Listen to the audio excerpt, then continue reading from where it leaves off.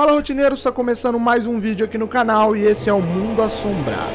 Nelian Bly é jornalista e é citado como modelo a ser seguido e inspiração para todos. Seu nome completo é Elizabeth Corran, na Pensilvânia, e ela foi criada em circunstâncias difíceis. Em sua adolescência, para ajudar a família, a moça quis encontrar uma maneira de ganhar dinheiro. Mas apesar de ter iniciado o curso de professora, ela logo foi forçada a abandonar os estudos por falta de dinheiro. Mas em 1885, ela leu uma coluna controversa no jornal The Pittsburgh Dispatch, que alegava que as mulheres eram boas apenas para cozinhar e cuidar dos filhos. Muito brava com o que ela leu, a jovem escreveu uma resposta brutal ao jornal, que impressionou tanto o editor que ele a contratou como repórter em todo o tempo integral. Através do pseudônimo Nelian Bly, ela começou a escrever sobre questões importantes como a pobreza.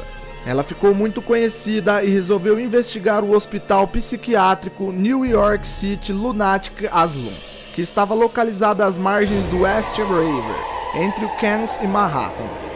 Os ex-funcionários comentaram sobre as terríveis condições e abusos sistêmicos dos pacientes, mas a única maneira de ver o que realmente acontecia era alguém fingir doença mental para poder ser admitido no hospital disfarçado. O patrão dela lhe prometeu que iria tirá-la da instituição após no máximo 10 dias. As condições que ela vivenciou no hospício eram piores do que ela poderia imaginar. Pão amassado, mingau ralo e fruta podre eram servidos no jantar. Os pacientes só tomavam banho uma vez por semana e na mesma água.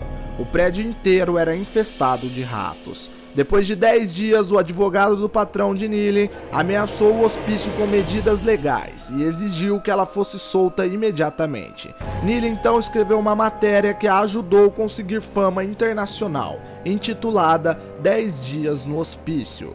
A matéria ajudou a denunciar o lugar e os diretores foram substituídos e presos. Em 1922, Nelian morreu aos 57 anos de idade. Gostou da história? Se esse vídeo bater 150 likes em menos de 24 horas, eu trarei mais vídeos de Mundo Assombrado.